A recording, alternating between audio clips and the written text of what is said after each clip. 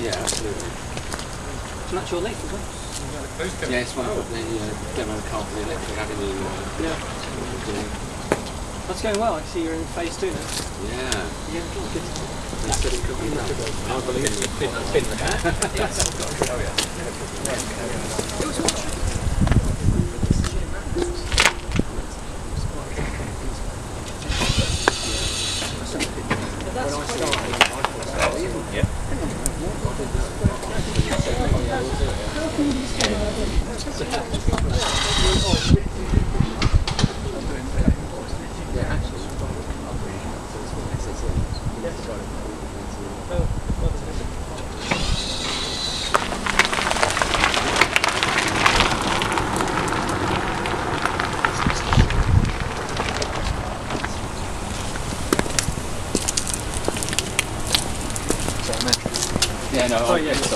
Looks fantastic with the big wheels and the low profiles. Yep.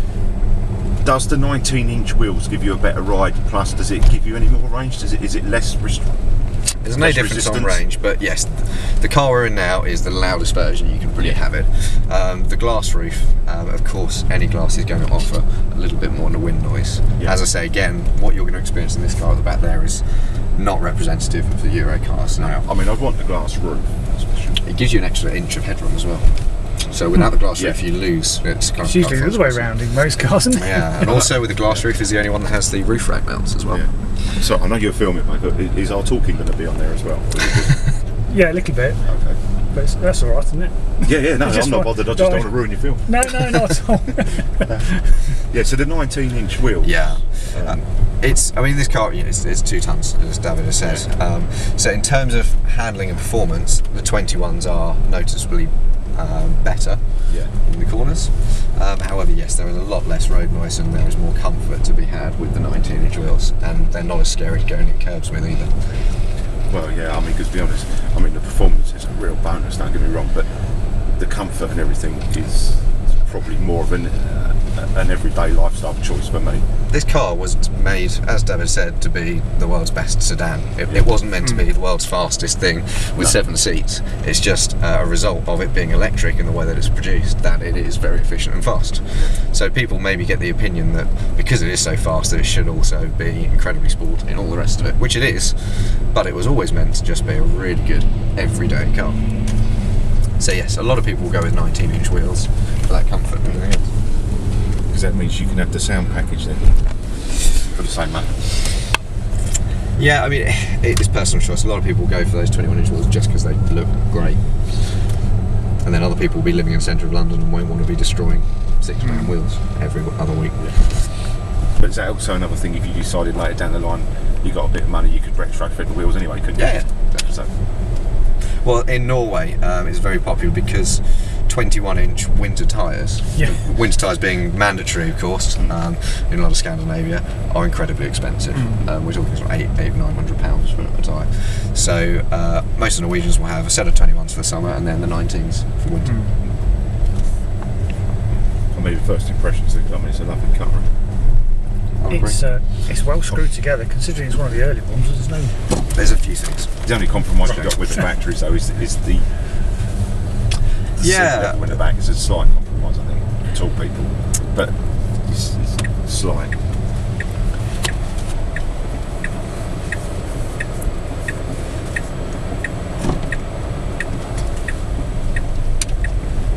So it's a little bit damp here today, so the car will just kind of fight in terms of traction control and getting that traction there.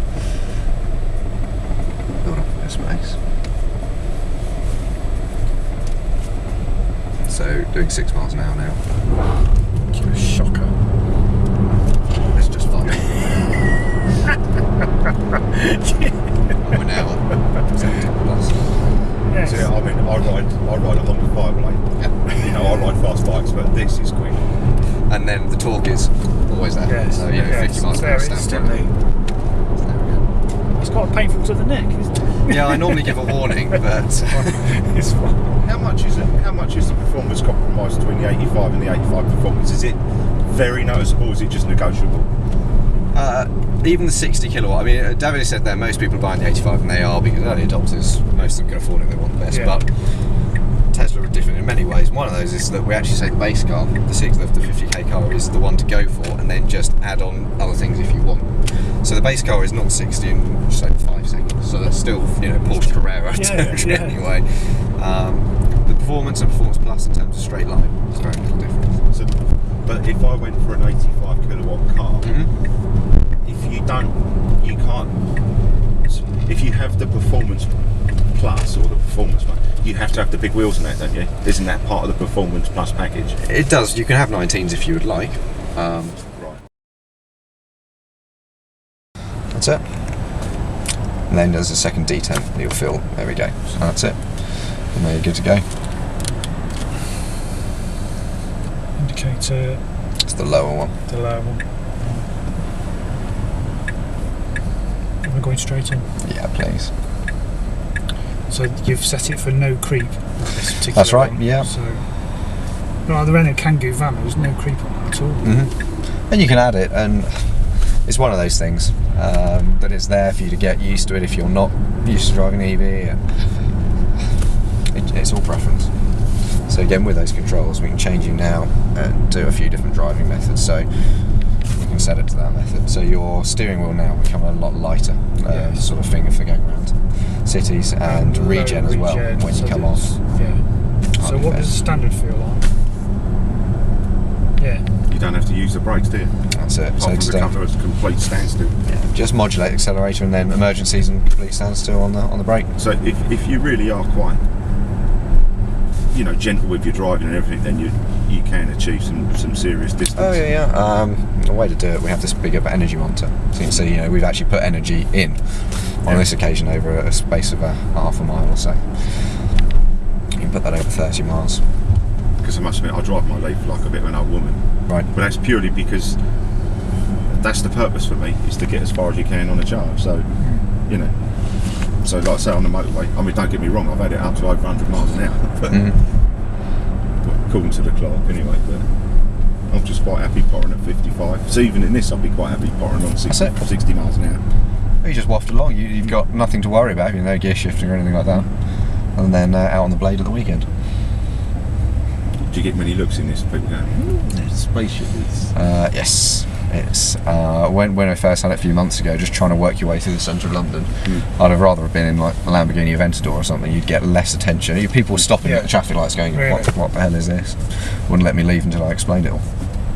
I mean, I must admit, I bet it's fun when you get up a set of lights with someone being in his fast car and you can just show what fast is. I don't know about you, but I do get white van man next to the Leaf thinking, it's one of those weird electric cars, and run up to 30 mile an hour you can just leave them, which is rather nice. But yeah, the whole driving experience of the electric vehicle to me is fantastic. And I just don't want another petrol car. I just don't want one. Doesn't make sense, does it, really? I mean, I'm an engineer, like, going out. So this, straight on, please, yeah. I'll get some protection made up for it. I can fold the seats down and get my tools in it. Yeah.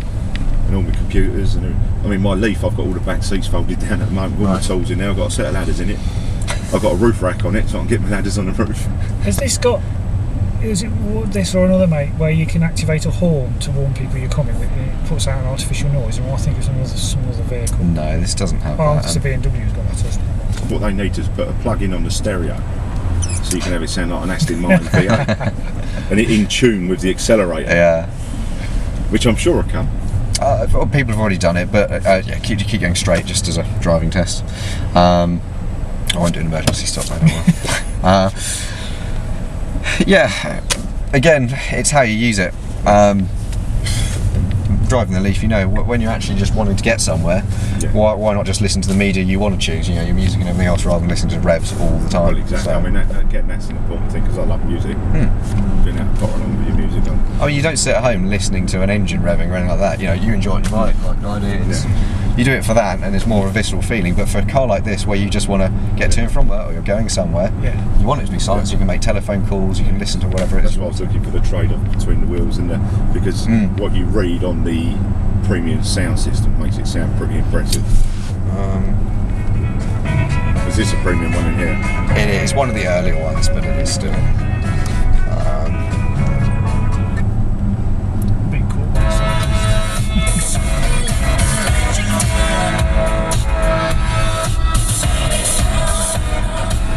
that's on 4 or 5. It goes up to 11, Yeah. and it's exponential as well. It's loud enough for anyone. Yeah. Is that getting addictive, that throttle there? It does, doesn't it? It's Is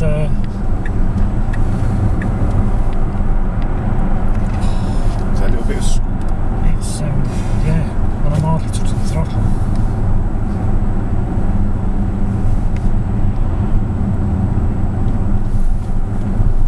Yeah, I must admit, I mean, I've been doing a lot of research on the web with this and everything else, and I went up the store to see it in the flesh, and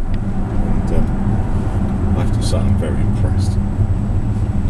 I must say I'm very impressed with that Elon Musk though, to put his money where his mouth is and his belief. I mean, that's Just be careful, we're going through the camera. Oh, sorry. Well, it's alright, it'll be your ticket. That's what you signed up for, so. Yeah, we know that down. What time was that? That was 1:05. That's a souvenir for you if you like. That's right. Yeah, first Tesla speeding ticket in the UK.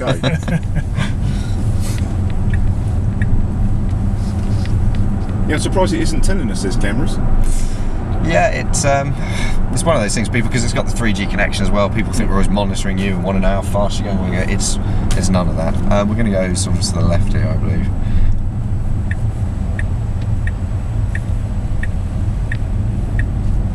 And then we'll take this first left.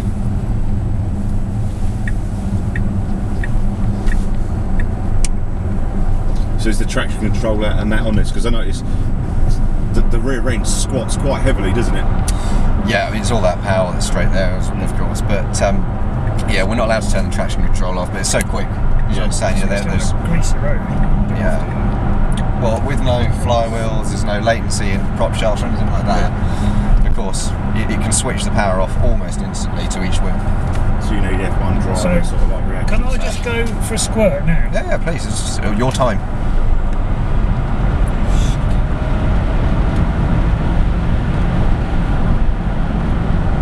That is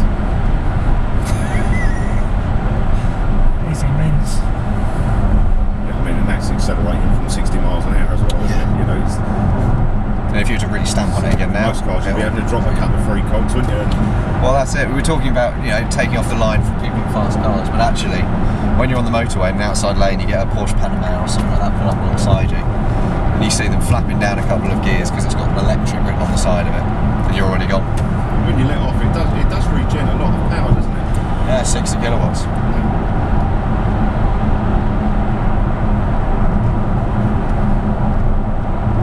Yeah, because once you've given that a squirt now, you can trundle along quite happily using low power for about half a mile, can't you? So if we go up to the roundabout, we'll go all the way up and then we're going to come off left a little bit.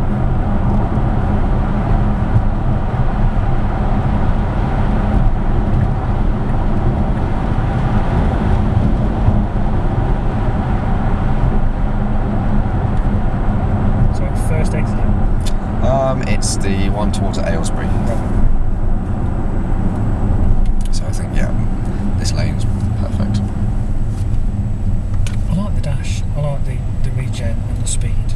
It's quite sort of. I like the simplicity as well, because I'm not a big fan of dials and buttons. And We've only got 2 buttons in this car, really: the hazard warning lights and the glove box. I mean, I had a big Audi A6, and it was like getting into an aeroplane cockpit when you turn the keys on at night.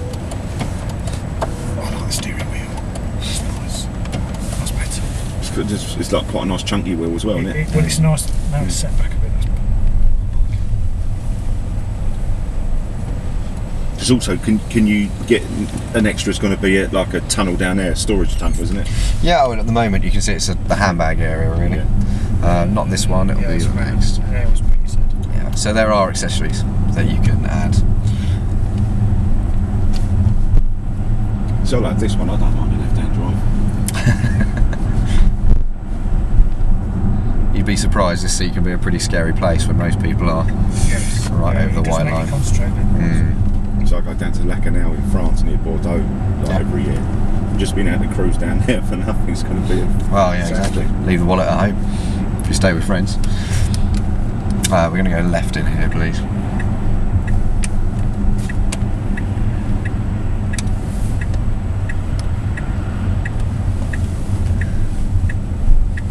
And then if you follow it around a little bit further,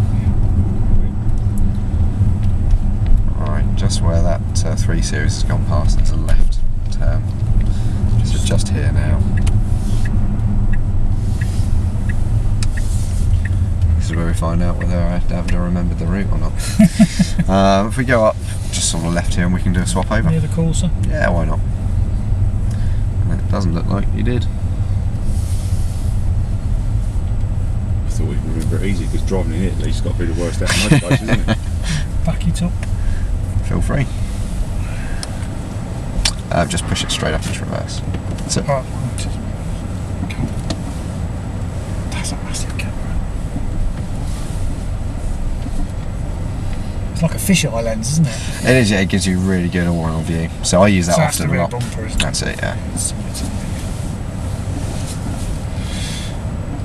That's it, and then you just walk away from it. There's no start, stop, or anything else. No. Yep. It'll lock itself as you walk away. That's it. Yeah. Mind you open a Tesla, you just go up and press the door handle, and out they pop. How cool is that?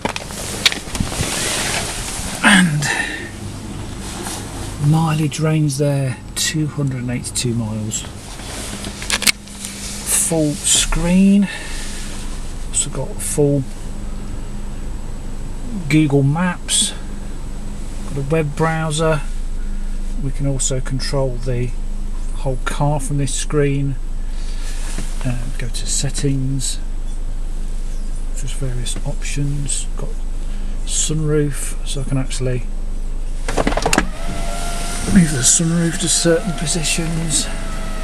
It also is shown on there. Close. Change the lighting, lock and unlock the doors, unlock the boot, unlock the front trunk.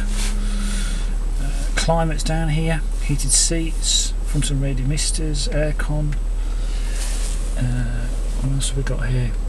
Change the steering mode for standard, comfort, sport, traction control, regenerative braking, standard or low, creep on or off, the lighting inside, previous trips,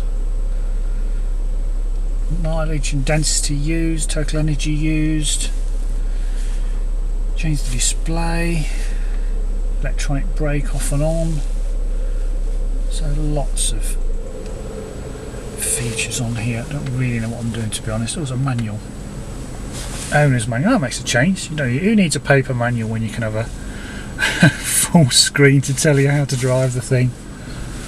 Brilliant. And you've got a full web browser at the top as well. Front and rear cameras, energy usage, full sat nav of course, media player. Oh, the list goes on. Very impressive. Can't wait to have a drive later. Nice leather seats. The fit and finish is very good.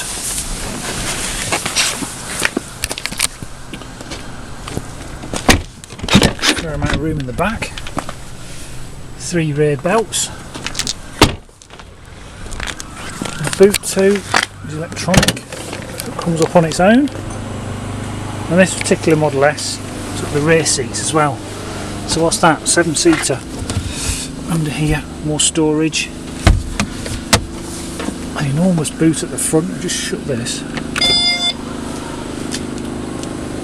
This is the top of the range. Maximum range mileage wise. Most powerful one they make as well. Looks great in grey. Love the door handles. A real cool touch. Full glass sunroof as well. Anyway, less drooling. We'll do a proper video test drive later.